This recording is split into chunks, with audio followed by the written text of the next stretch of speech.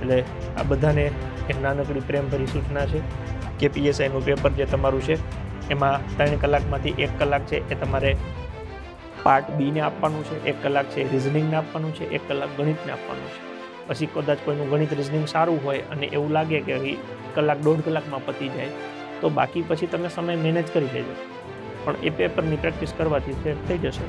તો 4 પેપરો તમે પરીક્ષા આવશે ત્યાં સુધીમાં આપી દેશો તો તમને સમયનો પણ અંદાજ આવી જશે, સબ્જેક્ટ એનો પણ અનુમાન આવી જશે, તમારી તૈયારી.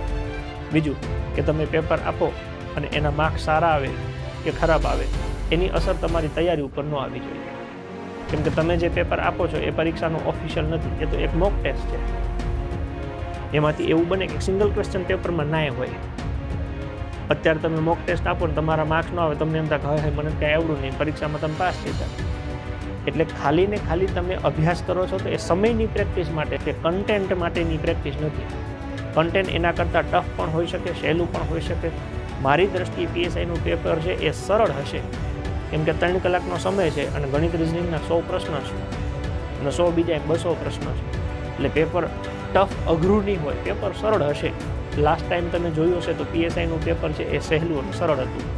એટલે જે વ્યક્તિ વ્યવસ્થિત તૈયારી કરી હશે, થોડા હોશિયાર હશે, પેપરમાં સમય સાચવી શકશે, એ લોકો સ્કોર કરી જશે.